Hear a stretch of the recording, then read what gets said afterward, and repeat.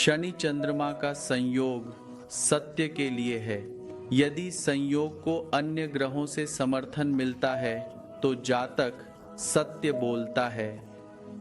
यदि समर्थन उपलब्ध नहीं है तब भी जातक सत्य को जानता है, लेकिन कुछ स्वार्थी कारण उसे सत्य कहने या सत्य को स्वीकार करने से रोकते हैं।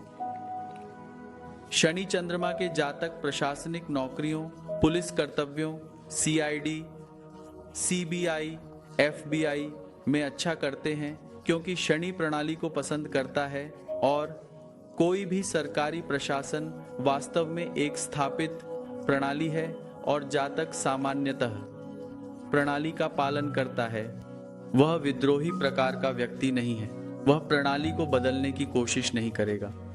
वास्तव में वह प्रणाली का पालन करना पसंद करता है और यही वह करता है। वे प्रणाली के प्रति ईमानदार रहते हैं। वास्तव में शनि चंद्रमा के जातक न केवल स्थापित प्रणाली का पालन करते हैं बल्कि प्रणाली के भीतर छिद्रों को भी खोजने की कोशिश करते हैं। उनका जुनून और इच्छा प्रणाली को कुछ बदलावों के माध्यम से मजबूत करना है। यह याद रखना आवश्यक है कि असफलता के % कारण प्रणाली और प्रक्रियाओं में कमी है, न कि कर्मचारी में। प्रबंधन की भूमिका प्रक्रिया को बदलना है, न कि व्यक्तियों को दोष देना या व्यक्तियों को बेहतर करने के लिए मजबूर करना। निर्णय लेना अच्छा है और इसलिए जातक संसाधनों का प्रभावी ढंग से उपयोग कर सकता है क्योंकि वह समझता है कि कौन कहां फिट होता है। अल्बर्ट आइंस्टीन के सबसे प्रसिद्ध उद्धरणों में से एक है कि हर कोई एक प्रतिभा है, लेकिन अगर आप एक मछली को उसके पेड़ पर चढ़ने की क्षमता के आधार पर आंकते हैं तो वह अपनी पूरी जिंदगी यह मानते हुए बिताएगी कि वह बेवकूफ है। कुल मिलाकर शनि चंद्रमा एक सकारात्मक नोट पर वास्तव में एक युति है जो जातकों को समझने की एक निश्चित गहराई लाती है। वास्तव में मेरे कई अनुयायियों और पाठकों के पास शनि चंद्रमा या शनि गुरु की युति होनी चाहिए क्योंकि ये दोनों युतियां शनि चंद्रमा और शनि गुरु समझने की एक निश्चित गहराई लाती हैं जो किसी व्यक्ति के लिए उसकी आध्यात्मिक यात्रा पर प्रगति करना महत्वपूर्ण है। स्वामी विवेकानंद जैसे सुंदर व्यक्ति का जन्म शनि चंद्रमा के संयोग के साथ हुआ है। मुझे लगता है कि स्वामी विवेकानंद शनि चंद्रमा के संयोग का सबसे अच्छा उदाहरण है। वह शनि चंद्रमा के संयोग का सबसे उत्कृष्ट विकसित उदाहरण है। जब यह संयोग एक विकसित आत्मा की मिट्टी में पड़ता है तो यह संयोग दूसरों से बेहतर करने में रुचि नहीं रखता बल्कि दूसरों के लिए बेहतर करने में रुचि रखता है। ओशो राजनीश का एक सबसे सुंदर उद्धरण है, मैं किसी से बेहतर करूं, क्या फर्क पड़ता है, मैं किसी का बेहतर करूं, बहुत फर्क पड़ता है। मैं किसी और से बेहतर करता हूं, इससे क्या फर्क पड़ता है। मैं किसी के लिए बेहतर करता हूं, इससे वास्तव में बड़ा फर्क पड़ता है। मेरा सभी शनि चंद्रमा संयोग नेटिव्स के लिए संदेश, चाहे वे किस मिट्टी में पड़े, यह है कि आपको अंदर की ओर मुड़ने के लिए प्रयास करना चाहिए। आपको छोड़ना सीखना चाहिए और आपको बदलाव के साथ समायोजित करने की कोशिश करनी चाहिए। आपको बदलाव के लिए खुले रहना चाहिए क्योंकि बदलाव के अलावा सब कुछ बदलता है। जीवन एक प्रवाह है, एक नदी। यह लगातार बहता रहता है। कुछ भी समान नहीं रहता, न तो मौसम और न ही समय।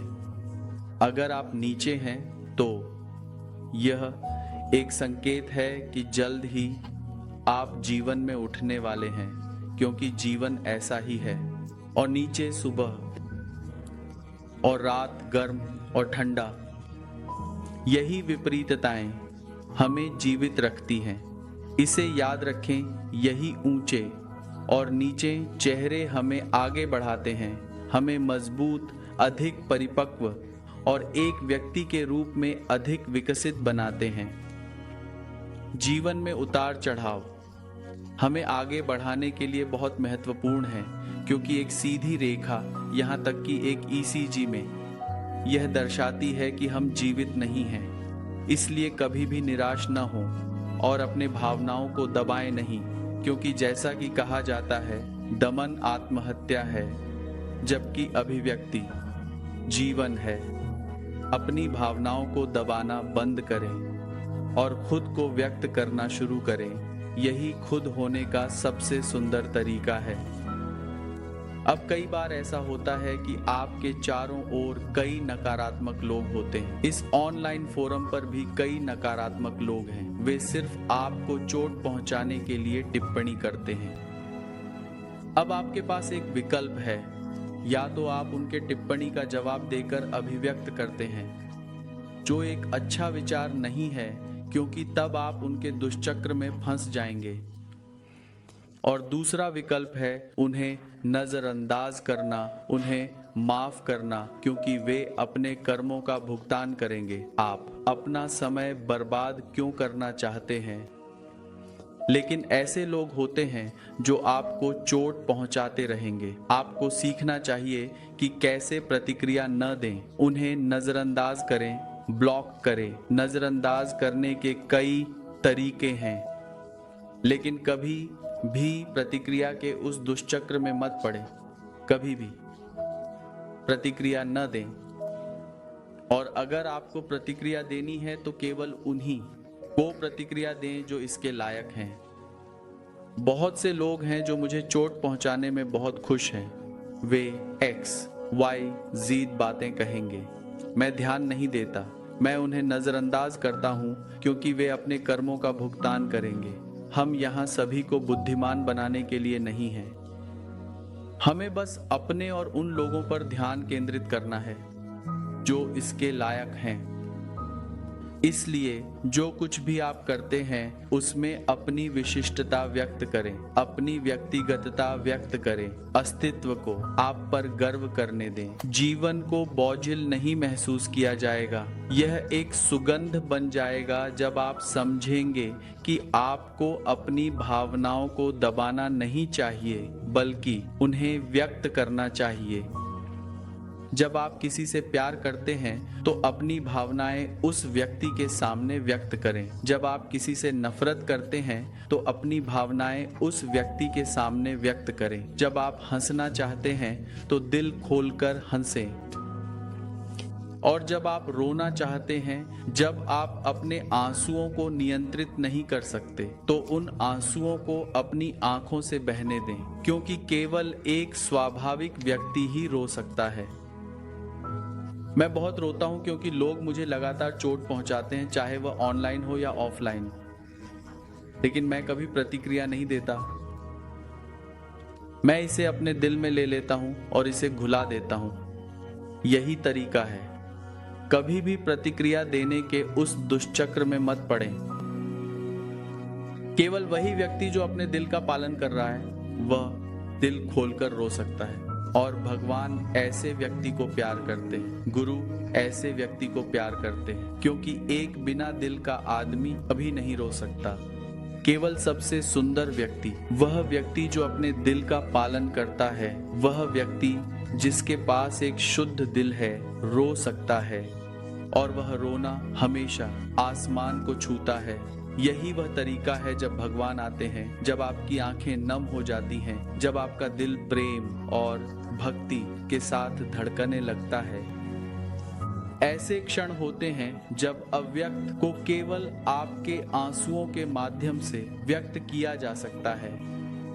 खुल जाओ, एक बंद व्यक्ति मत रहो, क्योंकि भगवान कभी भी एक बंद दबी हुई व्यक्ति के पास नहीं आते।